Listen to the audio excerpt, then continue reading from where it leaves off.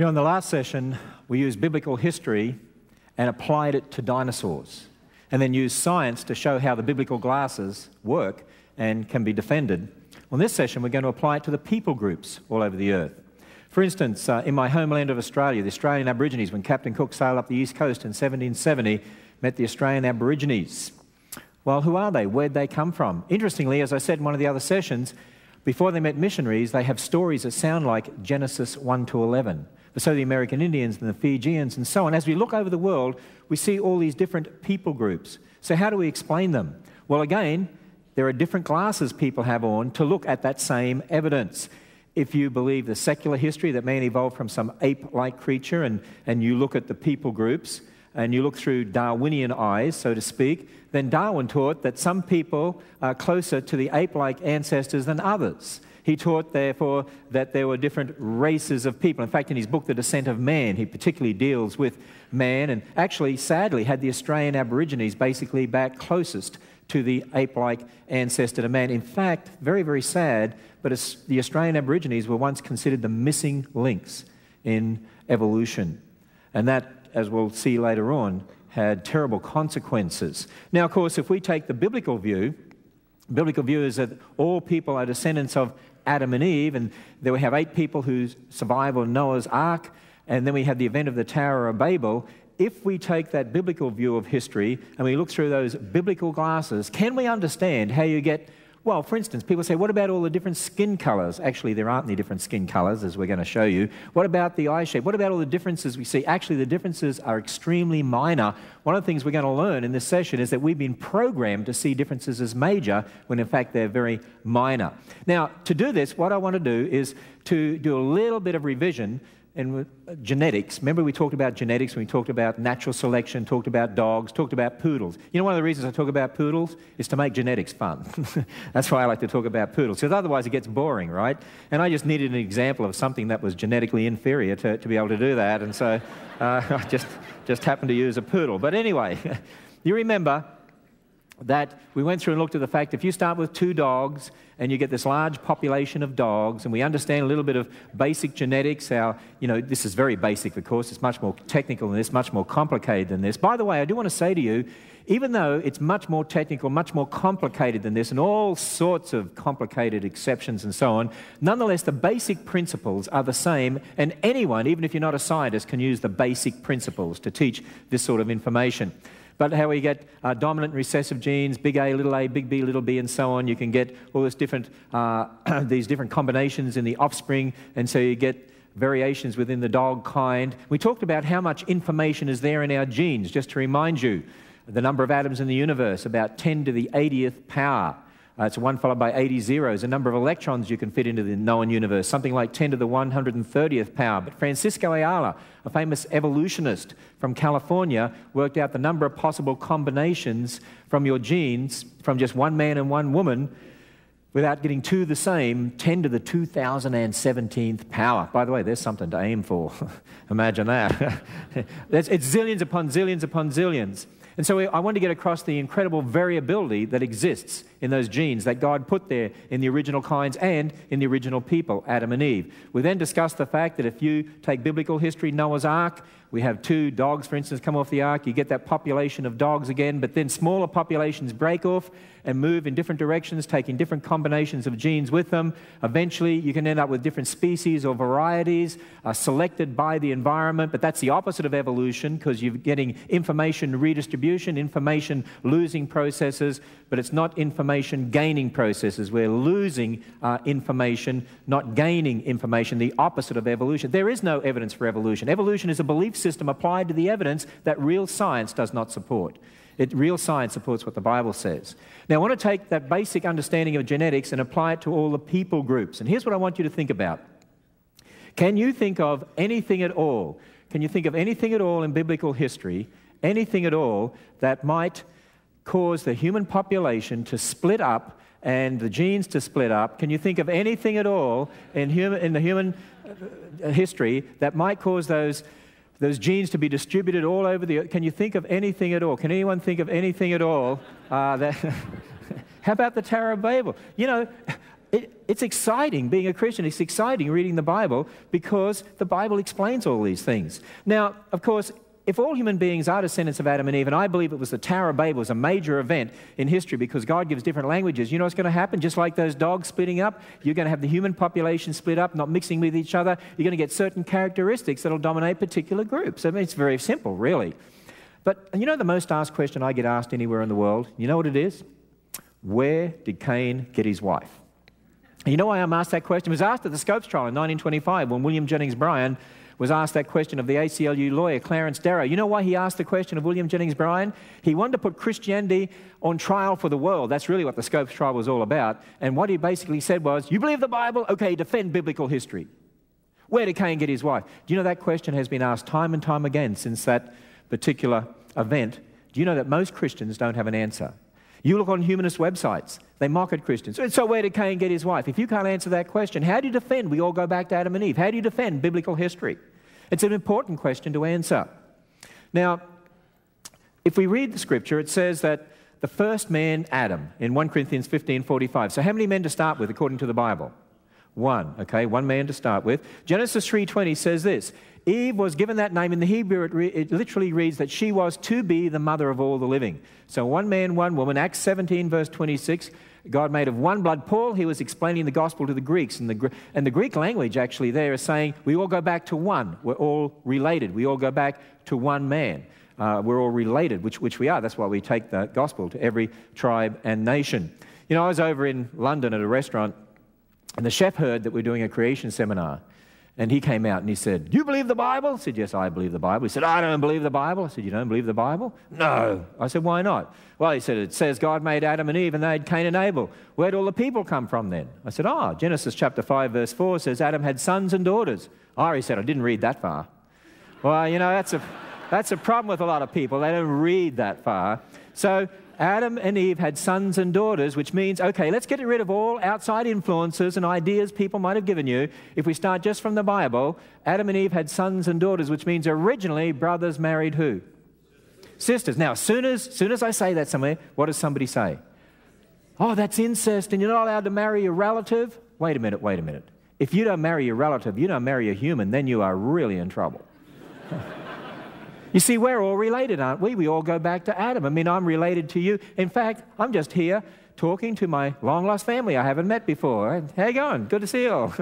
See, we're all related. You're related to everyone in the world. We're all related to each other. Of course we are, because we go back to Adam and Eve. So when you get married, you do marry your relative, right? That's important. But today we don't marry a close relative. Now, why is that? Well, when, for the first time, did God say no longer can close relations marry? It wasn't until Leviticus 18. For the first time, God said no longer can close relations marry. Abraham was married to his half-sister, wasn't he? So why is it then, and that wasn't a problem, why is it that close relatives then could marry generations ago, but not today? To understand this, you have to do what I call, now you'll see, this is the climax of something I've been talking about in these sessions. Here it is. To understand this issue, you have to do what I call think poodle. See, this is what I've been leading up to all the time, okay? And that's this. Just as a poodle is full of mutations, so are we. See, here's what I want you to think about. Adam and Eve were perfect to start with, but sin entered the world. You know, because of sin, God no longer holds everything together 100%. If he did, it'd be like Shadrach, Meshach, and Abednego. You couldn't even be hurt by fire. Not even the smell of smoke on them or anything like that. Right? Or the Israelites wandering in the desert for 40 years and their shoes didn't wear out and their feet didn't swell. Can you imagine what it'd be like if God upheld everything 100%? We wouldn't wear out, we wouldn't die. Hey, it's going to be like that in the future, isn't it? And for those who trust in him will live with him forever. But you see, right now we live in a fallen world, and so things are falling apart because God no longer holds everything together because the penalty of death is here. We have to die because we forfeited our right to live. We told God we didn't want him in Adam. So you see, what happens is this. Adam and Eve had children, but you know what happens now? Because God no longer holds everything together, each generation there's some copying mistakes in our genes and some mutations that cause mistakes, and they get into one generation, then they're copied to the next, and then new ones in the next, and they're copied to the next, and new ones in the next, and they accumulate more and more until 6,000 years later, look at the mess. I'm just looking around at it. It is a mess. Now, see, the problem is this. If close relations married today, it's more likely you've got the same mistakes inherited from your parents, and they could get together and cause problems in the offspring. A more likelihood of an increased likelihood of deformities in the offspring because there's so many mistakes. It's more likely that close relations have the same sorts of mistakes. Now, if you think about this, okay, let's think about this in terms of biblical history. All right, we start with, and that disappeared on me, so we will just bring it back if I can. Why is it that these things always play up? And I have no idea why they play up. Okay, it's a fallen world. It's all because of sin. That's exactly right. It's all because of sin. And here we are on live television, and my computer has muffed it right now. So let me keep talking while we try and get that back for you. And that is that as you go back in history towards Adam and Eve, would you expect more mistakes or fewer mistakes? You'd expect fewer mistakes until before sin. How many mistakes? No mistakes. So could close relations marry originally? And it wasn't a problem? Not a problem if close relations married originally? That wasn't a problem, was it? Brother and sister could marry and it wouldn't be a problem. But today, if close relations marry, it is a problem. And you know why it's a problem if close relations marry today? Because you've got those mistakes that you've inherited from your parents.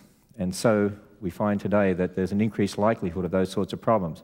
Well, I have my computer back, so now we can go back and figure all this out. Isn't technology wonderful, built by sinful man, so that you can see what happens here? So let's have a look at this picture here. Okay, so as you go back in history towards Adam and Eve, you'd expect fewer mistakes. Before sin, no mistakes. So in close relations married originally, it wasn't a problem, provided it was one man for one woman for life, which is what marriage is all about. So you see, there's no difference between brother and sister marriage than close relatives marrying today. Or when I say close relatives, then relatives marrying today. It's just close relatives don't marry today. And so that's a very easy question to answer. Where did Cain get his wife? Now, by the way, the word incest is a modern word. You realize that? Like the word dinosaur? And the word incest encompasses a whole range of things, some of which have always been immoral, but not brother and sister marriage, because it's no different to just a man and woman getting married today. But in the context of the Bible, it makes sense, doesn't it? When you start to think about that. And a little bit of understanding of genetics and mutations and those sorts of mistakes. Well, people say, okay, so we can understand where Cain got his wife, then how do we explain all the different people groups then going back to Adam and Eve? How do we explain the differences in skin color, eye shape, and so on? Well, first of all, let's consider a little bit of history here. When Darwin wrote his book on the origin of species by means of natural selection, do you realize many people aren't aware of the rest of the title of that book, which said, "And the preservation of favored races in the struggle for life." And if you want to know what Darwin meant by that, then you go to his next book called The Descent of Man.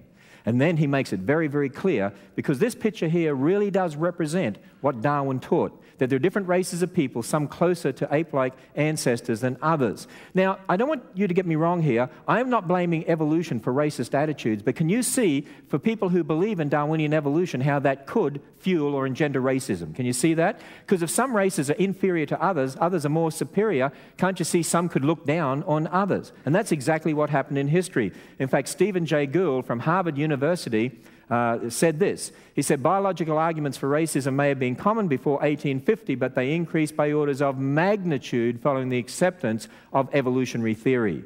And that's exactly what happened. See, evolution is not the cause of racism. You know what the cause of racism is? I mean, evolution is not the cause of abortion. Evolution is not the cause of homosexual behavior. Ultimately, it's what? Sin, exactly. But Darwinian evolution fuels racism. And the more people are taught Darwinian evolution or taught there's no God, then you can see how they could then justify racism or justify homosexual behavior or abortion or whatever they want. And sadly, let me show you how this played out in history. Did you know that in 1924, the New York Tribune newspaper published an article, The Missing Links Found in Australia? You know who the missing links were? The Australian Aborigines. And in fact, it is a sad part of Australia's history, well documented in the secular world, that scientists from Germany and England, other places, America, sent people to Australia. They paid property owners to go on their property. They herded the Aborigines into swamps or over cliffs to kill them, men, women and children. They shot them. They had instructions on how to boil up their skulls, how to skin them for specimens for museums around the world. 5,000 to 10,000 Aboriginal graves were desecrated, all in the name of evolution. Pretty sad, isn't it? Now, let me tell you something about your own history here. Did you know in 1904, Otto Benga, pygmy from South Africa, was brought over to America for the World's Fair, and instead of taking him back to his own country, the explorer and the director of the Bronx Zoo did a deal together because of their belief in evolution, and that is well documented. In our book, One Blood, we have a whole chapter dedicated to Otto Benga. It's a very sad part of American history. In fact, there was a book written called The Pygmy in the Zoo, and we document in there that because of their evolutionary beliefs, they put Otto Benga in a cage with an orangutan called the monkey cage. It became the most popular exhibit at the Bronx Zoo, and Americans lined up in long lines on weekend to show their children the relationship between the pygmy and the orangutan.